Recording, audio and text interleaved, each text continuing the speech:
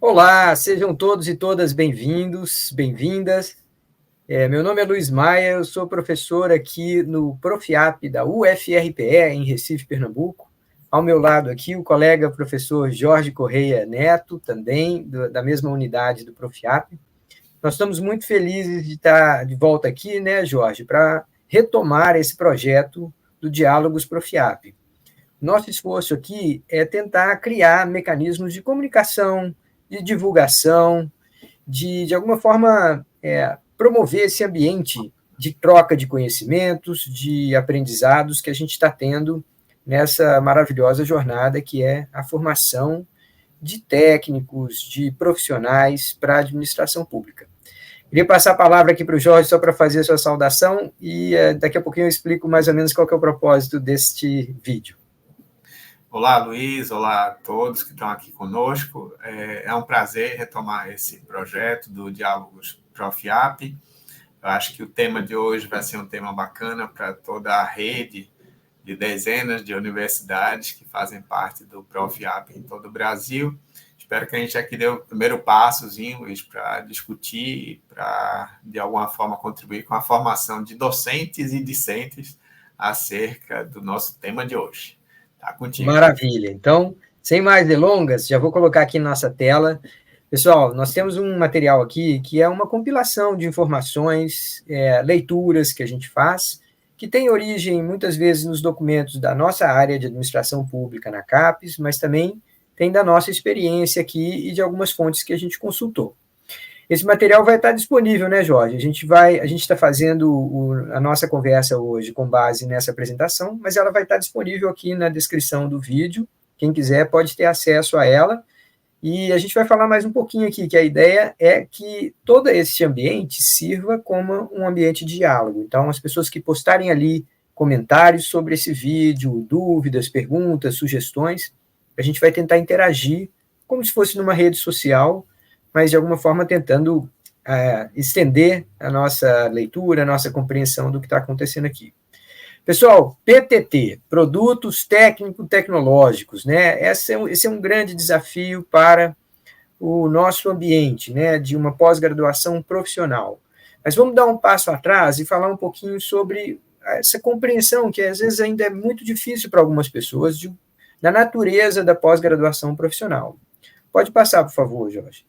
Então, o que é a modalidade profissional? Né? A gente sabe que a pós-graduação ela assume funções e assume missões as mais diversas, dependendo do campo de estudo.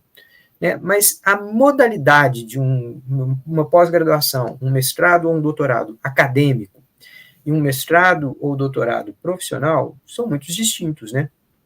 Então, a gente tem um foco muito maior na capacitação de profissionais a partir da realidade que eles têm. Então, diferentemente de um mestrado acadêmico, em que a gente pode receber um determinado pesquisador, ajudar a formar o pesquisador, mas a gente já tem ali, muitas vezes, no próprio grupo de docentes, a gente já tem um conjunto de experiências, de vivências e uma tendência a abordar certos temas, né? Porque na medida que o pesquisador vai se tornando mais experiente, ele tem ali aquele conjunto de temas da sua pesquisa que ele vai investindo muito tempo. No mestrado profissional, a gente tem esse desafio de receber, a cada turma que entra, né, Jorge, a gente recebe um conjunto de demandas, pessoas que estão em contextos diferentes e que estão passando por desafios específicos, e esses desafios chegam aqui para que a gente, dentro do mestrado profissional, a gente ajude a solucionar aqueles problemas ao mesmo tempo que desenvolve, que contribui com a criação de conhecimento, não é isso, Jorge? Isso, e em especial no nosso, que é de administração pública, a gente trabalha demandas que são muito comuns, muito frequentes nesse segmento, né? E aí isso traz os desafios de, às vezes, começar do zero, né, Luiz? A gente começar dentro de uma área que a gente não tinha ainda um domínio e junto com os alunos nós vamos desenvolvendo isso. É uma forma de formação, né, de capacitação, para que nossa administração pública seja cada vez mais inovadora e consiga ultrapassar os desafios da gestão. Pois é, todo mundo que já trabalhou na pós-graduação, né, seja como discente, como docente, sabe que muitas vezes certos professores, certos grupos de professores desenvolvem sua especialidade, né? Então, eles são capazes de receber um discente, um novo pesquisador e falar assim, olha, se você quiser trabalhar com tais e tais temas, venha trabalhar comigo, porque é isso que eu faço. No mestrado profissional, a gente também tenta fazer um pouco isso no sentido de perfil e de áreas de interesse em geral, mas a gente precisa ter esse olhar um pouco mais ampliado para ser mais receptivo às demandas que a cada turma a gente recebe. Cada contexto de trabalho de cada discente que ingressa no programa nosso, ele é especial, ele é específico, e a gente precisa, de alguma forma, tentar ter uma não é tolerância, mas assim, uma capacidade maior de atuar em diferentes contextos e buscar contribuir para a solução de diferentes problemas. Pode passar, Jorge. O propósito eu acho que fica bem claro. Vamos falar um pouquinho desse conjunto de conceitos que para muita gente fica meio estranho, fica meio ainda pouco compreendido no contexto da pós-graduação. O primeiro deles é o produto, né? Então, vamos lá. Todos nós sabemos que quando uma empresa vai desenvolver um produto, ela obviamente tem toda uma equipe, engenheiros, marqueteiros, os próprios vendedores que muitas vezes se relacionam com o cliente, identificam as dores do cliente, aquilo que é o desejo do cliente, e começam a buscar soluções que vão gerar aquela venda, né? A venda assim, no melhor sentido da palavra, né? A troca de um valor por algum tipo de recompensa, na maioria das vezes uma recompensa financeira, né? Entrega um valor ao cliente e recebe uma recompensa financeira. Dentro de uma pós-graduação profissional focada na administração pública, esse conceito de produto ele não se encaixa muito bem, mas ele não deixa de ter aqui algumas analogias, algumas semelhanças, né, Jorge? Isso. Eu acho que quando a gente fala que é algo palpável, isso também é relativo, Luiz.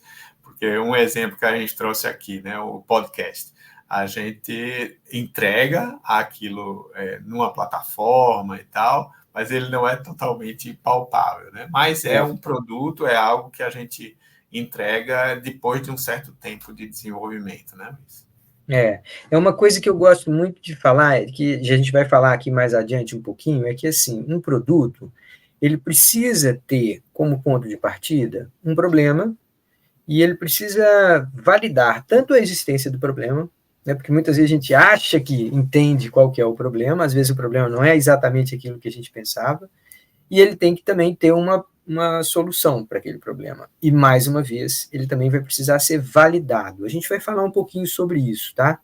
Mas é muito importante a gente só fazer esse paralelo aqui, que na pós-graduação acadêmica tradicional, é muito comum a gente ver os programas se organizarem para ter algumas disciplinas primeiro, e enquanto o estudante, o pesquisador, está desenvolvendo seu projeto, sob orientação de alguém, e aí tem uma fase de qualificação, em que geralmente uma banca de professores terceiros, algumas vezes externos ao programa, vão falar assim, vamos dar uma olhada se esse projeto aqui está usando uma literatura pertinente, está aplicando uma metodologia válida, se os objetivos são, né, de alguma forma aderentes ali à linha de pesquisa, que vai gerar uma contribuição para o conhecimento e tal. No desenvolvimento de um produto, a gente não deveria ter uma qualificação nesse sentido acadêmico. A gente deveria ter também algum tipo de banca, algum tipo de avaliação pelos pares para reconhecer aquilo que eu falei anteriormente e que a gente vai falar mais adiante, né, que é a validação de uma solução, a compreensão real de um problema e a validação de uma solução. Mas vamos só dar mais exemplos aqui, tá? Então, o produto, a gente tem um aplicativo que pode ser desenvolvido para facilitar algum tipo de processo, ou do cidadão como, né, em geral, ou da própria administração pública, um website em que certas informações são apresentadas, cartilhas, manuais, minutas de normativos. Então, existe uma grande variedade de produtos que podem advir desse esforço para desenvolvimento do profissional e a solução dos problemas na administração pública. Pode passar, Jorge, por favor. Acho que o segundo caso é o caso de serviços, né? Quer falar um pouquinho?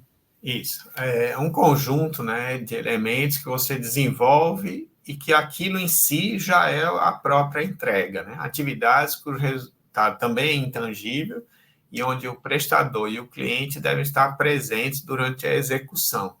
Então, um exemplo disso é a consultoria, a elaboração de estudos sob demanda, é, é é um processo de desenvolvimento, né, um serviço que você faz em conjunto já com, por exemplo, o órgão, o departamento que você tiver junto para desenvolver isso. Alguma É. coisa mais, Luiz? Eu só queria colocar como exemplo essa ideia de condução de oficinas, né? Nós tivemos, eu e você, Jorge, especificamente, com outros colegas aqui da UFRPE, nós tivemos a oportunidade de oferecer oficinas para uma outra organização de ensino, basicamente apoiando o processo de planejamento estratégico daquela organização. Então, nesse caso, a gente vem ali como consultores externos, a gente ajuda a planejar uma sequência de momentos em que vão ter certas apresentações, interações, discussões, mesas de debate, e que a gente vai sair dali com produtos, na verdade, com soluções, né, com documentos orientadores, com planos de ações, mesmo que ainda numa versão preliminar, e que, de alguma forma, a nossa presença ali era uma forma de auxiliar a organização a gerar a dar aquele salto, a proceder aquelas etapas do planejamento estratégico. Então, a gente estava ali como um prestador de serviço, né? Uhum. Perfeito. Pois é. Processo ou atividade, né, Luiz? Então, ali, nesse caso, é diferente, né? Há uma distinção entre processo e serviço, né? Se os clientes são pessoas externas aos executores e estiverem presentes, então ocorreu um serviço. Se não, aconteceu efetivamente uma atividade ou um processo de trabalho. São, por exemplo, elaboração de planejamento estratégico, orçamento. Então, a execução fez parte do trabalho desenvolvido, né? Pois é, eu faço destaque nesse caso para algo que é muito comum a gente observar nos nossos programas, é a chegada de pessoas que identificam num processo hoje que está sendo executado dentro da sua organização, identifica a oportunidade de melhora, ou gargalos, ou perdas de recursos, ou sobre retrabalho, ou a necessidade de incorporação de tecnologia. Tudo isso a gente sabe que exige todo um processo de mapeamento das atividades, dos requisitos para a solução daquela atividade, né, daquele conjunto de atividades.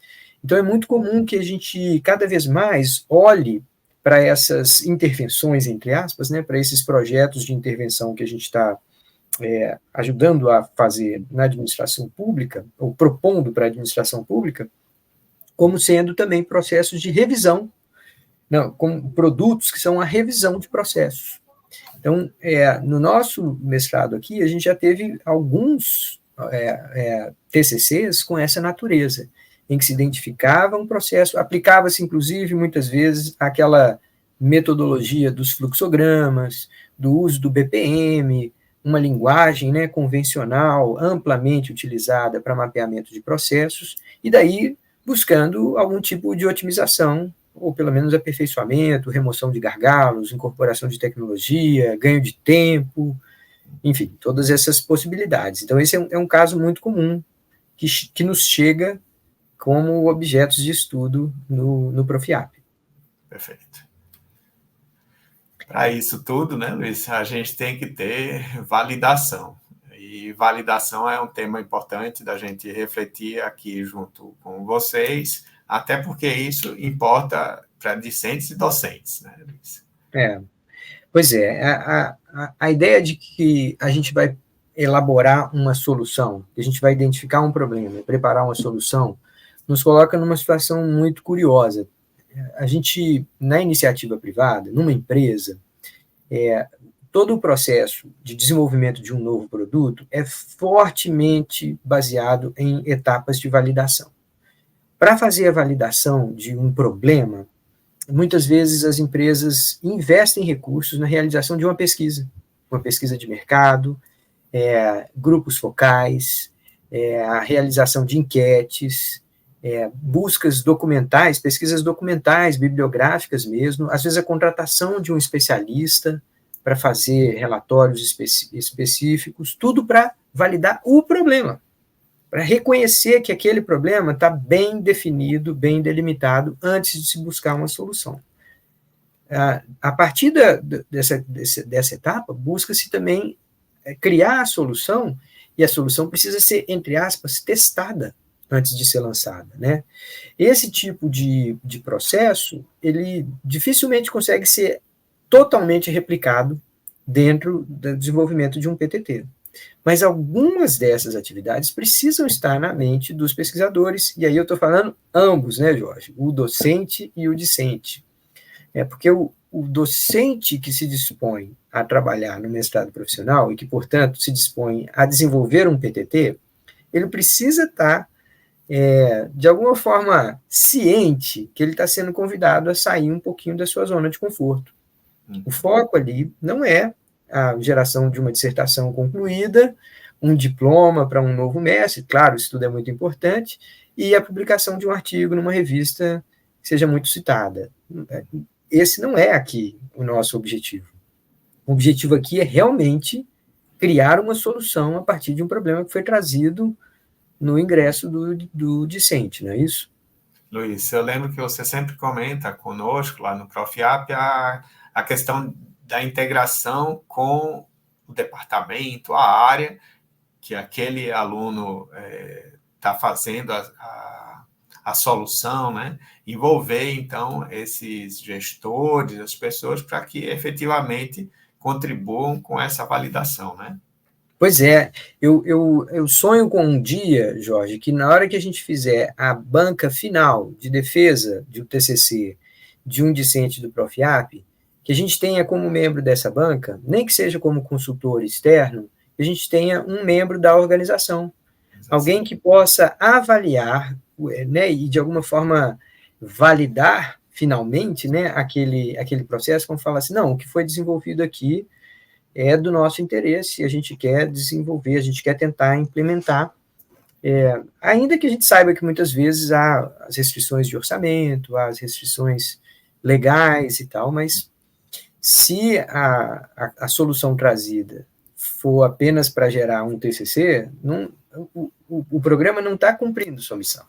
Isso. Então, de alguma forma, talvez não caiba apenas a uma banca de professores a avaliação final do trabalho. Mas isso eu acho que ainda a gente vai precisar amadurecer junto da rede para tentar, junto a todos os membros da rede, para tentar reconhecer essa necessidade de proximidade com alguém do contexto que está sendo estudado.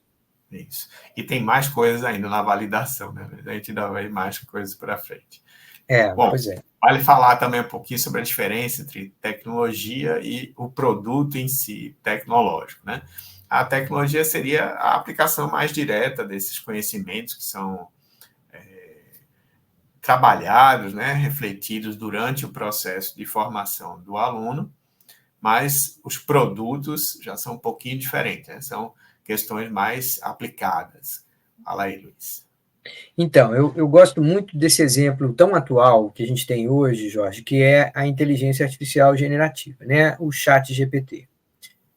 Hoje em dia, essas ferramentas, elas ainda têm o risco de serem confundidas como sendo a solução.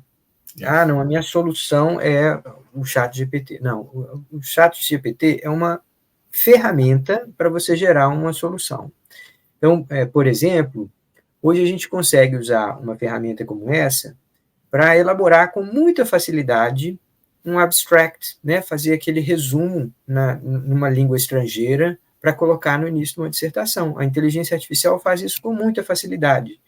Uma outra coisa que ele faz é corrigir um texto. Então, um texto que está mal escrito, que está com pontuação errada, está com palavras redigidas, né, com ortografia equivocada, tudo isso a inteligência artificial faz muito rapidamente.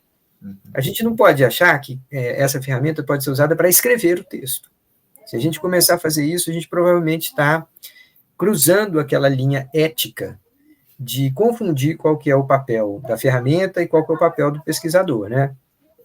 Então, eu gosto muito desse exemplo porque, Jorge, a inteligência artificial é uma ferramenta que vai se tornar inevitável para todos nós, quase como se fosse um PC, um computador pessoal, né? Então, ninguém mais discute a necessidade de você ter um celular, ou necessidade de você ter um laptop, um notebook, alguma coisa assim. Essas são tecnologias que já estão incorporadas no contexto de trabalho de todos nós. A mesma coisa vai acontecer com a inteligência artificial. Então, o uso da inteligência artificial pode nos levar a gerar produtos melhores ou mais rapidamente. Então, o exemplo que a gente está dando aqui, você utilizar o chat GPT é por si só uma tecnologia, a inteligência artificial generativa. Mas o uso do chat GPT pode me ajudar a elaborar uma petição, ou fazer uma síntese de um documento, ou reescrever um texto.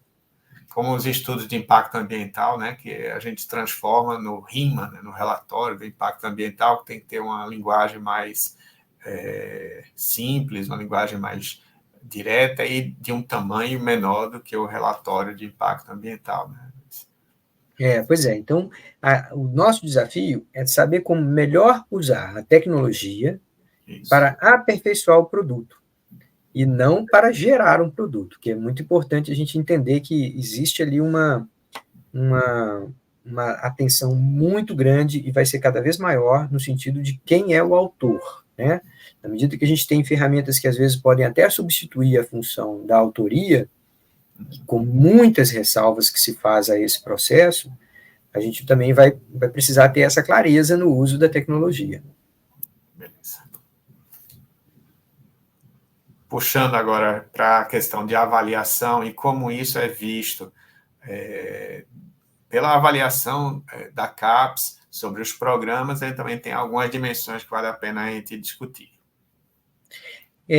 Aqui entra, Jorge, a ideia de que a gente está, ao mesmo tempo, avaliando um produto, né, o resultado de um esforço dessa equipe aí, orientador, orientando, né? A gente, obviamente, quer avaliar esses produtos e, às vezes, é difícil de fazer uma avaliação, mas não é impossível. A gente só não tem prática de fazer a avaliação desses produtos. Mas é interessante perceber que, na medida que um mestrado, uma pós-graduação, vai se especializando em desenvolver técnicas de avaliação mais cuidadosas do seu produto, né, do seu PTT, do seu PTT e do seu TCC, né, que ele vai melhorando as técnicas de avaliação, ele também tem chance de ser melhor avaliado como programa.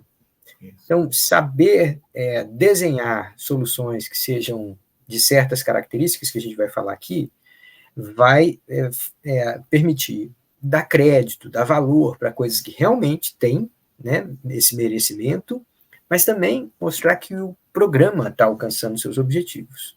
Então, tem uma série de critérios que muitas vezes a gente não está acostumado a utilizar. Né? Como é que um TCC, né, como é que o trabalho de um discente no mestrado acadêmico é bem sucedido? Fala assim, onde que ele publicou? Se ele publicou numa revista internacional de alto impacto, maravilha, foi um sucesso aquele projeto.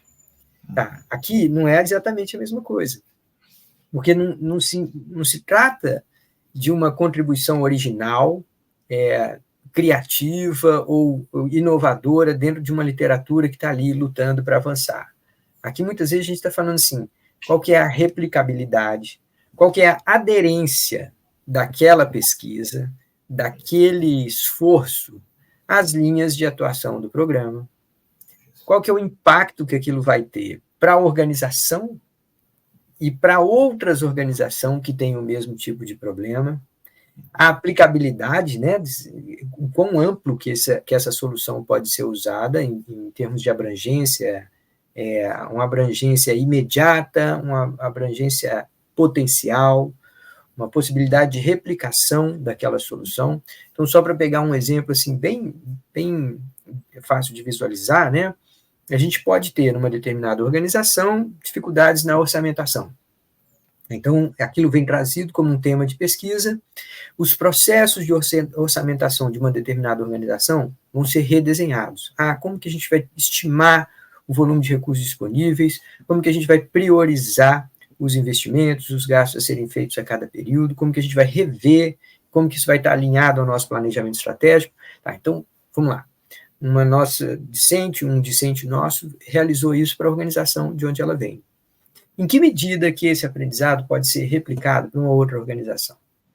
Então, se a organização tiver a mesma natureza, tiver as mesmas fontes de recursos, tiver a mesma temporalidade na disponibilidade desses recursos, talvez a replicabilidade seja alta. E daí, a solução que está sendo trazida pode ser de interesse de um grupo muito maior de pessoas, né? Pode passar, Jorge, tem muito mais critérios aqui para a gente fazer a avaliação. Quer falar um pouquinho sobre o caráter de inovativo que a gente atendeu? Esse é um dos itens também muito avaliados, né, durante o processo quadrienal aí da pós-graduação. E quanto mais alto for o teor de inovação, mais relevante aquele estudo passa a ser, não só para aquela organização em si, mas como para um conjunto maior. Quanto mais inovativo, né, quanto mais inédito tiver sido o estudo e o produto final da dissertação, melhor para fazer isso. Então, agora, pode também não ter uma inovação aparente, pode ser uma produção técnica, por exemplo, um relatório técnico foi desenvolvido, mas que aquilo não é de um nível de inovação maior, né, Luiz? O que eu acho que é curioso a gente pensar assim, cada vez mais a pós-graduação precisa falar sobre inovação, não talvez de uma forma obsessiva, em achar que o que cabe a um mestrado profissional é gerar patentes. Mesmo porque a gente sabe bem, né, Jorge, que tem um número enorme de patentes que nunca saem do papel. Que elas são soluções ali técnicas interessantes, mas que nunca se tornam viáveis ou atrativas do ponto de vista econômico. Então, é preciso a gente entender que inovação é um dos critérios pelo qual uma contribuição pode ser valorizada. É claro que no mundo que a gente vive, nós sabemos hoje a importância da inovação. Então, eu acho que todo estudante de um mestrado que se preze precisa entender o papel da inovação e as possibilidades de inovação do seu contexto, mesmo que ele não tenha ali como objeto final da sua contribuição o depósito de uma patente. Mas é interessante a gente falar sobre isso. Sobre a complexidade, também, é claro que pode parecer um quesito subjetivo, mas não é tanto assim, tá, gente? Uma determinada solução, ela muitas vezes envolve a combinação de conhecimentos pré-estabelecidos. Então, isso a gente já chama uma solução de média complexidade. Quando a gente está falando uma solução de baixa complexidade, a gente está falando assim, não existe ali tanto de inovador. Então, eu estou aplicando, talvez, uma ferramenta num contexto em que não costumava ser aplicada e fazendo pequenas adaptações para isso. Obviamente, quando a gente fala de uma atividade com alto grau de complexidade, a gente provavelmente está falando de um grupo maior de pessoas, de atores. Então, muitas vezes, uma solução precisa envolver recursos mais expressivos, entidades que têm projetos mais longos, mais duradouros, né? A gente não pode esquecer que existe a expectativa, muitas vezes, de um mestrando terminar o seu processo formativo em 2 anos. Uhum. E determinados produtos de maior complexidade não se esgotam em 2 anos. Então, um programa de mestrado que pretenda desenvolver produtos de alta complexidade, ele vai ter que fazer isso na forma de uma linha de projetos. A cada turma de ingressantes, ele precisa convidar algumas das pessoas ali e falar assim, olha, você quer aderir aqui a essa linha de projetos? Não necessariamente você vai estar focado no seu contexto específico, mas a gente vai tentar fazer algum tipo de interlocução, de interconexão entre o seu ambiente de trabalho e as suas contribuições para um projeto mais duradouro. Mas esse vai ser um grande desafio para uma rede de mestrados como a nossa, do Profiab. Perfeito. Vamos para agora os exemplos mais específicos, né, Luiz? Bora, vamos lá. Desse aí a gente vai destrinchar um pouquinho. É, Então, o mais eu acho. comum é esse, né, do produto bibliográfico, né, o artigo tradicional que a gente publica junto com os alunos, e que quanto maior impacto tiver aquilo, melhor também para o programa. Isso também é uma coisa interessante, é muito positiva para o mestrado, mas não é único, né, Luiz? Pois é. E o que eu acho que é muito interessante a gente fazer, Jorge, é para cada um desses exemplos que a gente vai dando aqui, a gente entender que existe naturalmente uma série de informações que são requisitos para apresentar isso como um TCC. Então, no caso de um artigo, é muito fácil a gente lembrar, eu preciso ter o DOI daquele artigo, eu preciso dizer se ele teve financiamento, se ele, né, para publicar, né, se houve alguém que financiou a publicação, o ISSN da publicação, sei lá, o fator de impacto da revista. São informações que a gente, no mestrado acadêmico, está muito acostumado a ter. Isso. No mestrado profissional, cada produto que não seja esse, pode passar para o próximo aí, Jorge, também vai ter uma série de conjuntos de campos descritivos obrigatórios para você caracterizar aquilo. Então vamos lá, eu vou fazer um curso de formação profissional. Então eu identifiquei que lá no meu contexto, como docente, perdão, como discente, pesquisador, eu estou trazendo aqui para o Profiap uma necessidade de qualificação de parte da minha equipe, das equipes da qual eu faço parte lá no meu contexto profissional. Então, dos PTTs, né, uma das produções do meu mestrado pode ser o desenho, o planejamento e até a realização de um curso de formação.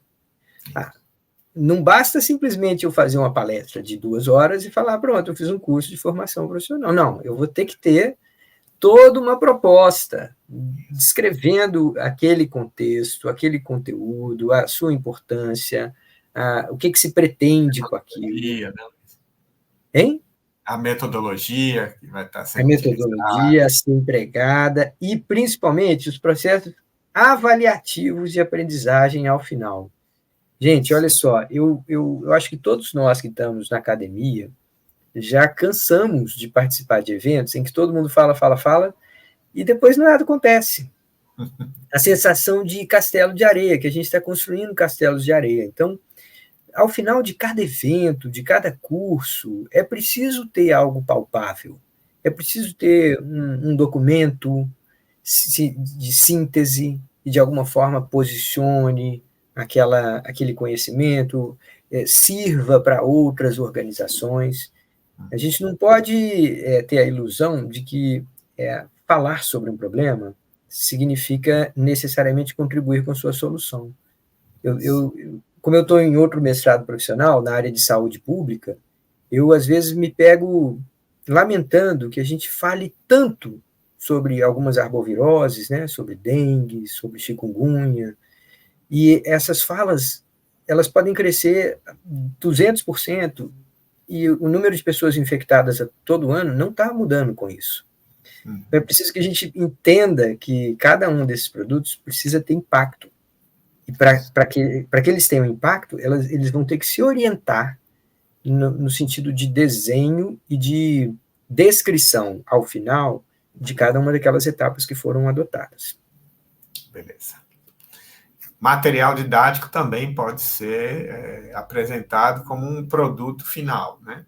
Pode ser uma coleção, pode ser um livro didático, um audiovisual, e aí hoje tem muitas coisas também ligadas às mídias, né? As novas mídias de hoje em dia e tal, mas não são, por exemplo, considerados materiais didáticos passíveis de se tornarem PTT, as apostilas, os slides que foram utilizados durante as atividades do docente, né? Aquilo ali em si não é tido como um PTT. E também temos uma série de dados, né, que são obrigatórios para poder cadastrar aquilo como material didático passível de avaliação como PTT, né, Luiz? Pois é, eu tenho 2 comentários sobre esse quesito. Primeiro, Jorge, é que assim, a gente precisa lembrar que nós estamos no século XXI. Então, o material didático pode ser mais ágil, pode envolver mídias, pode ser um mini documentário, pode ser um áudio, pode ser um podcast, pode ser. Né, o material didático não precisa ter aquele formato, aquela cara de apostila, aquela cara de livro-texto, necessariamente. Nada contra que tenha. Mas que a gente precisa reconhecer que hoje nós temos ferramentas bastante acessíveis que qualquer um pode produzir materiais mais ágeis, mais rápidos, de melhor visualização e, portanto, de maior impacto. O segundo ponto que eu queria comentar sobre esse, que vale para outros também, é que quando a gente vai descrever esse tipo de produção lá no nosso currículo, né, seja no Lattes, né, que é o tradicional da academia, seja em qualquer forma de currículo que tem nessas plataformas internacionais, a gente precisa lembrar de informar coisas como assim, qual que foi a tecnologia empregada, qual que foi a instituição promotora, se foi uma demanda espontânea, uma demanda externa, ou foi uma proposta espontânea, né? Se teve um demandante que falou, olha, eu preciso de tal produto, desenvolva esse produto para mim, desenvolva esse material didático para mim. Então, se tem um cliente definindo os requisitos daquela proposta, a atividade ela passa a ter novas caracteres, né, novas características. Então, é preciso que a gente lembre que, muitas vezes, o que a gente coloca lá no Lattes, ou em qualquer forma de currículo, muitas vezes não é informação suficiente para o programa depois apresentar, quando ele for avaliado, ele apresentar o valor da sua produção. Então, cada um de nós, como programa, somos avaliados pela CAPES de tempos em tempos, né, na produção intelectual do nosso programa. E as informações que a gente precisa para prestar essas contas, né, para explicar para a CAPES o valor que a gente ajudou a criar, elas muitas vezes não são naturalmente. Infelizmente, os sistemas Lattes e Sucupira ainda não conversam tão bem a ponto da gente poder preencher um só. Mas eu acho que esse dia ainda vai chegar. Vamos ser muito mais felizes quando esse dia chegar. Bom, pode ser também, né, Luiz, um evento organizado, né? E ele tem que ser um evento conectado com o programa como um todo, né? Não é uma atividade isolada do docente ou do docente e seus discentes, mas sim uma coisa integrada com o programa como um todo. Então, congressos, seminários, tal. A ideia não é que isso seja uma coisa isolada de um docente. Mais algum ponto aqui, Luiz? Não, podemos passar só rapidamente os últimos exemplos aqui, porque eu acho que já está ficando, e esse material vai estar disponível também, né? Então, no caso do marco regulatório, sabe, Jorge, eu vejo muita possibilidade de um mestrado profissional como o nosso contribuir em consultas públicas, em audiências públicas, emitindo pareceres técnicos sobre propostas de documentos, ajudando. A gente sabe que na administração pública só se faz aquilo que é formalmente autorizado a fazer. Então, frequentemente, para fazer qualquer coisa nova no setor público, é necessário uma nova normativa. Essa proposta, né, essa minuta de normativa, ela é um produto interessante e que pode fazer uma grande diferença para a organização de onde vêm os nossos discentes. Pode passar, Jorge. Relatório técnico conclusivo. Então, esse talvez seja um muito frequente também, Luiz, mas que a gente também normalmente relativiza, coloca como uma coisa menor, mas ele também tem uma importância interessante para os programas, né? Pois é. Pode passar, por favor, Jorge? Manuais.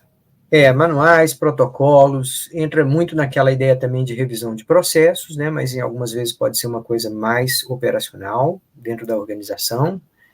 Os produtos de comunicação é uma oportunidade gigante, né? A gente sabe que a administração pública hoje no Brasil ainda se comunica pouco e pode comunicar-se muito melhor com o seu público, com o cidadão em geral.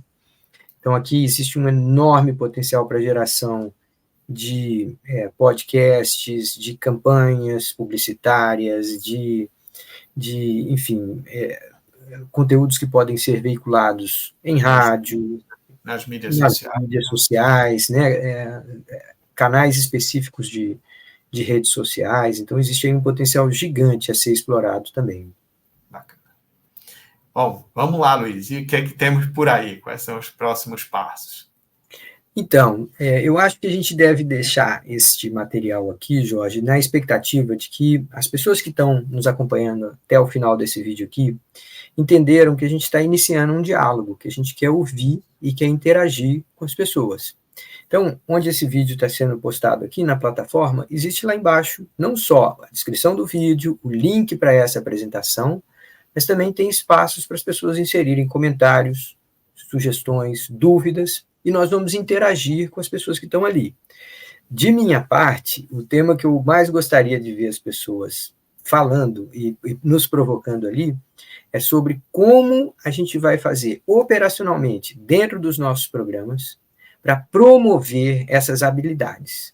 Porque você sabe, né, Jorge, a habilidade é uma coisa que a gente precisa treinar, a gente precisa conhecer, a primeira vez que faz não faz tão bem, com a medida que a gente vai se expondo ali, a gente vai acabando se desenvolvendo.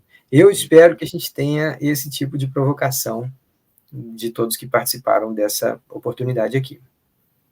Eu acho que essa é uma oportunidade, a gente queria agradecer a todos que nos acompanharam até aqui, e fica aí o convite para dialogar com a gente nesses canais, inclusive nos canais das redes sociais do Profiap, e a gente deixa aqui nosso agradecimento, não é isso, Luiz? É isso. Um grande abraço a todos e até a próxima. Valeu. Valeu, então.